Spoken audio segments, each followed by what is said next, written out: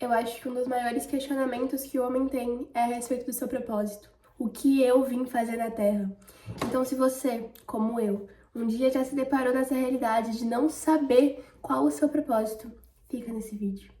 Oi, oi, minhas irmãs em Cristo! Como vocês estão? Eu espero que muito bem. Hoje eu vim trazer uma mensagem muito especial, que é sobre nós sermos escolhidos pelo Senhor. Isso mesmo, eu e você somos escolhidos pelo Senhor. Eu quis colocar no título dessa mensagem como escolhidos a dedo por Deus, porque essa é a realidade. Eu sei que muitas vezes você pode se deparar numa realidade onde as pessoas olham pra você e dizem que você é um erro, diz que você é uma farsa, uma falha, que você nunca vai ser ninguém na vida. Mas o Senhor não erra. E o Senhor te criou. Então, se Ele, que é um Deus que não erra, criou você, essa é a maior prova de que você não é um erro. E mesmo que te digam que você não é amado, a maior prova de amor já foi demonstrada e foi numa cruz. Salmo 139 me faz ver com a perspectiva de que sim, fomos criados para um propósito, de que sim, o Senhor já sonhava com a nossa existência antes mesmo da nossa criação, antes mesmo da criação do mundo, nós já éramos planos do Senhor. A partir do versículo 13 diz: pois tu formaste o meu interior, tu me teceste no ventre de minha mãe. Eu te louvarei, pois fui formado de modo tão admirável e maravilhoso. Tuas obras são maravilhosas, tenho plena certeza disso. Meus ossos não te estavam ocultos, quando em segredo fui formado e tecido com esmero nas profundezas da terra. Teus olhos viram a minha substância ainda sem forma, e no teu livro os dias foram escritos. Sim, todos os dias que me foram ordenados, quando nenhum deles ainda havia. Uau! O Senhor já sonhava conosco, mesmo antes da nossa existência. Então não tem como você pegar e dizer que, Ana Ju, eu não tenho propósito. Você tem, eu tenho, todos temos, porque o Senhor já tinha planejado a sua existência antes mesmo de você ter sido formado. Infelizmente, nós vivemos em uma geração onde milhares de pessoas acabam tirando a própria vida por simplesmente não conseguir mais enxergar sentido na vida. Agora imagina se todas as pessoas pudessem conhecer essa verdade de que elas foram formadas e foram idealizadas por Deus desde o ventre da mãe delas. Todas as pessoas foram sonhadas por Deus. Gente, isso é uma coisa inimaginável. O mesmo que criou os céus e a terra, criou eu e você. E ainda já tinha pensado em nossa criação antes de criar o universo. Eu não conheço a sua realidade, eu não conheço a sua história, não conheço os seus traumas, não conheço as suas dores. Mas o Senhor conhece. Conhece cada uma delas. E talvez você se depare em um cenário onde você não consegue ver a mão de Deus, onde você não consegue enxergar a presença dele e o cuidado dele. Mas acredite, ele está cuidando de você, porque que pai não cuidaria do seu filho? E mesmo que o teu pai terreno tenha falhado com você, o teu pai celeste jamais falharia. Eu recentemente terminei de ler um livro, Lágrima de Vidro, da Gabriela Costa, simplesmente maravilhoso, indico muito. E tem um momento onde o leão branco, que é Deus, leva a Grécia para uma sala que é onde ficam as estrelas. E o leão branco chama a estrela pelo nome. E a Grécia se impressiona com aquilo, porque ela pensou, caraca, ele chama as estrelas pelo nome. E sim, essa é a realidade. Deus chama as estrelas pelo nome. Então, se ele chama as estrelas pelo nome, acha mesmo que ele não cuidaria de você? Acha mesmo que ele não saberia o seu nome? Ele sabe. E ele te conhece como ninguém nunca terá capacidade de conhecer. Ele sabe aquele dia que você chorou até dormir. Ele sabe aquele dia que você se sentiu traída. Ele sabe aquele dia que te machucaram. Ele sabe aquele dia que você chorou no banheiro e depois saiu pra fora com um sorriso enorme no rosto, para que ninguém percebesse que você estava destruída por dentro. Isso porque mesmo nos piores momentos da nossa vida, o Senhor permanece conosco. E você pode pensar que, mas se Deus é tão bom, por que Ele permite as pessoas passarem por coisas tão ruins? É a mesma questão do propósito. Existe um propósito para todas as coisas. E sim, existe um propósito para a angústia, existe um propósito para o trauma, existe um propósito para a dor. E não porque o Senhor quer ver você passar por essas situações, mas porque algumas coisas precisam acontecer para que você possa entender quem você é nele. Por muito tempo eu me questionei o porquê que eu tinha que ter vivido o que eu vivi com a anorexia, porque foi um momento da minha vida em que eu simplesmente queria deletar, fingir que nunca tinha acontecido, porque aquilo me atingiu como nada nunca tinha conseguido atingir. E eu me questionava muito, tipo, por que eu tive que passar por isso? Por quê? Mas hoje eu vejo que aquele processo, por mais doloroso que tenha sido, foi necessário. Porque hoje eu não seria a mesma. Hoje talvez eu nem sequer estaria aos pés de Jesus. Hoje eu não estaria nas redes sociais compartilhando sobre o amor de Jesus, sobre a salvação que só é encontrada nele. Então, sim, existe um propósito até na dor. E não é fácil gerar testemunho, não é fácil passar por esses processos, mas processos dolorosos vão te gerar testemunhos lindos e testemunhos geram fé, porque testemunhos impactam vidas. Quando eu comecei a postar as coisas nas redes sociais, eu não imaginava o impacto, a dimensão que isso se tornaria. E hoje eu recebo mensagem de muitas meninas dizendo que passaram pelo mesmo, que estão passando pelo mesmo e que conseguem, de certa forma, se inspirar em mim. E, cara, isso é incrível. Isso é o testemunho. Outra situação que eu passei e que me ensinou a enxergar o propósito em tudo de fato foi quando eu tive que sair do balé. Pra quem não sabe, eu fiz 11 anos de balé, dos 4 aos 15, e era a minha maior paixão da vida. E eu só saí por conta da anorexia, que eu fiquei totalmente proibida de fazer qualquer tipo de atividade física.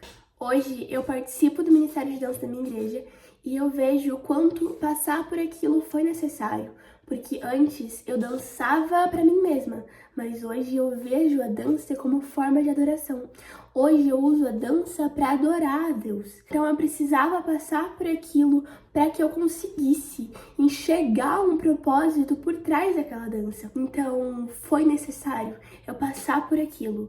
Por mais que tenha doído, existia um propósito. Mesmo que eu não soubesse qual era, sempre existia um propósito. Eu não sei por qual razão você clicou nesse vídeo, se foi por dúvidas, se foi porque você sente que não vê sentido mais na vida, se foi porque você quer desistir, mas o que eu te digo é não para. Não para porque o Senhor tem um propósito maravilhoso na sua vida. Ele ainda vai te usar, ele ainda vai gerar testemunho e vai doer, mas esse testemunho vai alcançar outras vidas. Tá, beleza, mas se a vida tem sentido, se eu tenho um propósito, qual que é o sentido? Qual que é o propósito, Ana Júlia? Essa pergunta é mais simples do que parece, por mais que milhares de filósofos já tentaram discutir sobre. Na Bíblia nós entendemos que Jesus é o sentido da vida.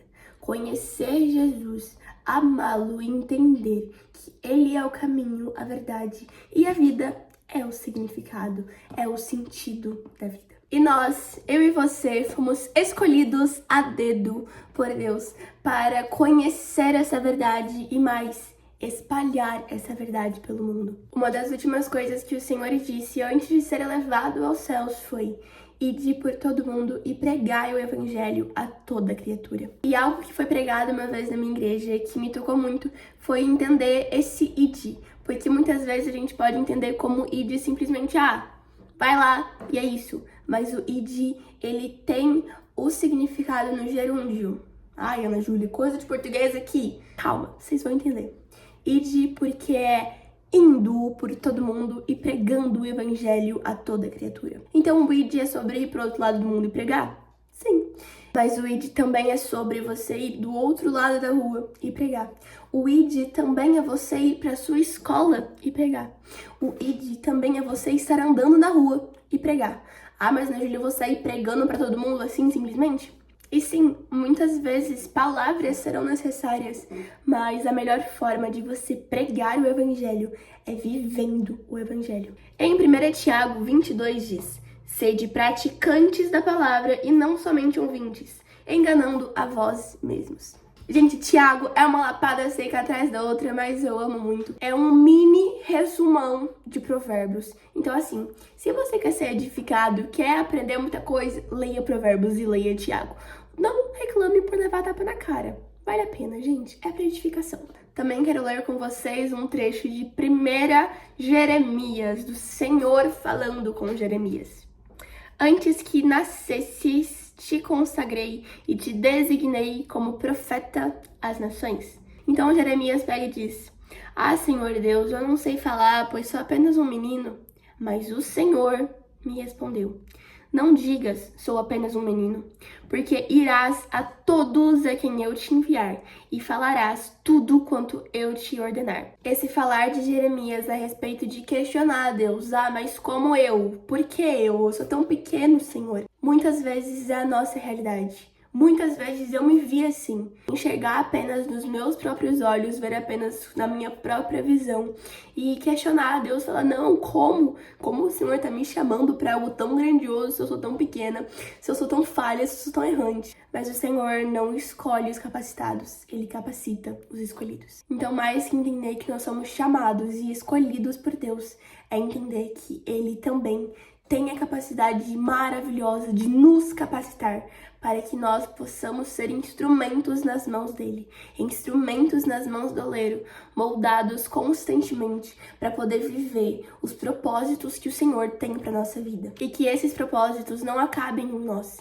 porque sim, o Senhor tem muito o que fazer em nós, mas depois de agir em nós, que Ele também possa agir através de nós. Então, que nós possamos dar essa permissão para que Ele possa agir através de nós. Porque se nós quisermos a bênção para nós mesmos e simplesmente acaba aqui, nós estamos sendo completamente egoístas. Porque vivendo nessa realidade, onde tantas pessoas não sabem que também são escolhidas, que também são amadas, fechar os nossos olhos e fingir que não estamos vendo: não, eu sei que eu sou escolhida, eu sei que eu sou chamada, mas aquela amiga da minha sala que eu sei que tá numa depressão profunda, que eu sei que não sabe quem ela é, o que eu vou fazer? Eu sei quem eu sou. Se ela não sabe, não é problema meu. Que tipo de cristão estamos sendo nós? Porque ao entender que nós somos escolhidos pelo Senhor, nós também precisamos entender que cada pessoa que a gente olha na rua também são escolhidos pelo Senhor, mesmo que eles ainda não saibam que são escolhidos. Nós precisamos nos lembrar do tempo em que nós mesmos não sabíamos que também éramos escolhidos. Então, além de começar a olhar para si mesmo como um escolhido por Deus, olhe para o próximo também como um escolhido por Deus. Que nós possamos ser instrumentos para poder levar essa mensagem a elas. Sabe, é muito fácil fechar os olhos e falar: não, tem missionários pelo mundo inteiro, né? Por que eu vou pregar? Eu sou tão pequeno, eu não consigo pregar. Mas o Senhor usou Jeremias na sua pequenez. O Senhor usou Davi na sua pequenez. E Ele também quer usar a mim e a você. Um fato curioso sobre a Bíblia é que os discípulos, quando foram chamados para seguir Jesus, eram adolescentes. Então, olha isso, o Senhor chamou adolescentes para cumprir esse chamado de ir pelo mundo inteiro e pregar o evangelho a toda criatura. Davi foi chamado quando ainda era menino, Samuel foi consagrado desde bebê. Nós vemos milhares de histórias como essa, que o Senhor começou a agir quando eles ainda eram jovens. E você aí reclamando que é novo demais para falar sobre Jesus. Então não, a sua idade não é desculpa para você não falar de Jesus. Que você nunca se esqueça que você é escolhido, que o Senhor te chama pelo nome e que mais, Ele te chama e te reconhece como filho. Basta entendermos isso e estarmos com o coração totalmente entregues a Ele.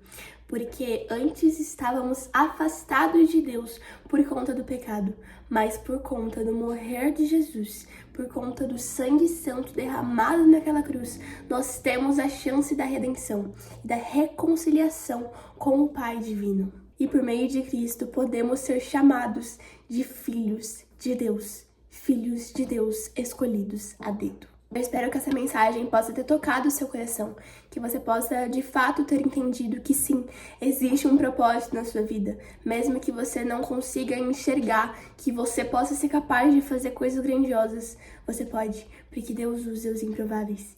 E Ele já tinha sonhado com você antes mesmo de você existir. Então, se você gostou, não se esquece de deixar o seu like, se inscrever no canal, me seguir nas redes sociais para poder me acompanhar mais de perto. E é isso. Deus abençoe vocês.